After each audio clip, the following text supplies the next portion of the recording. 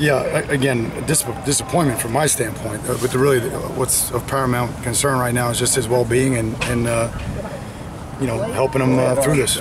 That's I think the AD addressed everything else, but in terms of his well-being as a student athlete and a member of our team, just his well-being. Have you had a conversation with him? I have not. When did you find out? Just not too long ago. Is shock too strong a word, or? Again, just disappointed. From a team standpoint, but it's really the team standpoint is secondary right now. So that's all, that's the biggest thing. Just want to make sure that he's getting the help that he needs and that he's safe and his well-being is what we're thinking about. As a coach, when you're dealing with kids from this age, you're going to deal with some of this stuff. Yep. How do you prepare yourself as a coach, and what can you do? Again, you just try to continue to be consistent in your messaging, in your core values. Make sure they're making good choices, and then just hopefully for him learning and moving forward. How do you not let this become a distraction for the team? It won't be a distraction. Our team's tough. Our team's mentally tough. We have a lot of kids doing it the right way every day, and it won't be a distraction.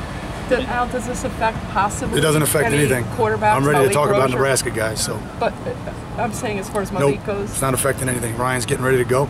Had a good day today, and we're getting ready to play Nebraska. Has Ryan been cleared? Ryan has been cleared. He's been cleared. For the last 2 weeks to progress as he can, and he looked good out there today. Took some reps with the ones and twos. That was positive. So he could play Saturday? I don't know that. Okay. I don't know that yet. I mean, it's Monday and no helmets, no pads. Okay. So we'll see. Watch the tape and see where he's at.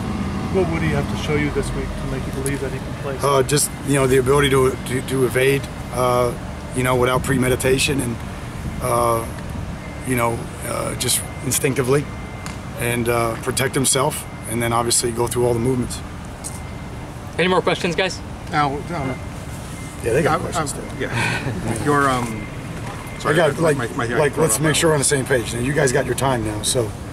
We dealt with the other thing. Let's get on to business. On Nebraska, I know you're only going to look at them and not looking ahead, but pretty much everybody on your schedule is either something in 0 or something in 1 right now. How good do they look, and how much, when you look at the schedule, how much did you start thinking about the challenge of what a lot of these games are going to end up bringing, starting with this one? Well, I think it's a challenging schedule, so this is the only one that matters. It's a one-game mission, and we came over here with a good attitude and put our ego down and learn from our mistakes in the game the other day.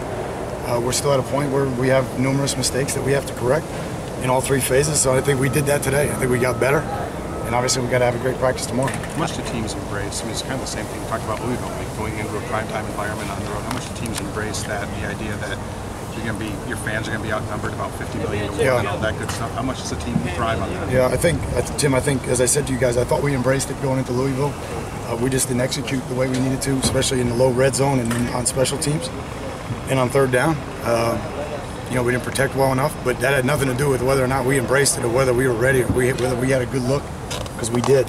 We just didn't perform well enough. So embracing is half the battle. Now we got to go execute, and so hopefully we learned a lot from Louisville, ready to go. Now the health of a couple guys that they picked up, Tucker, were they back at Stacy? Okay, so Tuck did a little bit today. Just going to be careful with him the next 48 hours. We'll see where that goes, but I think I told you guys his x-rays were negative. Stacy was out there today. Rayshawn, I don't know if he's going to make it, but he's looking better. Gunter's good. Alex Gall, we held him today. We're just going to evaluate him with the doctor today. But we'll have a better idea of that tomorrow, Matt. And Gudis, same thing as Gall. We're going to make sure we evaluate him today. We're going to rest him today no matter what. Can you go longer with a kicker on making a determination than you would a true position player? It's probably a good question, Tim. I think you probably can. I prefer not pregame like last week. Right. I would prefer not. But honestly, it was just one of those deals where Matt was in just a lot of pain, and you can't foresee that until you go out there and you're striking it. And then so I had to make the call then. But Badgley's he's a mentally tough kid. He's a multiple sport kid. He's not just one of these guys that all he did is kick. I mean, he's a competitor, and he got better today, and excited about his opportunity if Matt can't make it. Is Stacy Coley, is he 100%, would you say? I don't know if he's 100% on Monday. Right. He got a great workout before the game for you guys that were out there early. I think he was working out with Ryan and Rashawn. So that was good. Yesterday we gave him off, just treated him, and today he ran really well. So, we got a long way to go before Saturday night, and hopefully he'll climb into the high 90s by then, percentage-wise. What are your impressions of Amir? Well, just watching that play from McNeese State this morning now, I had to watch it a couple times.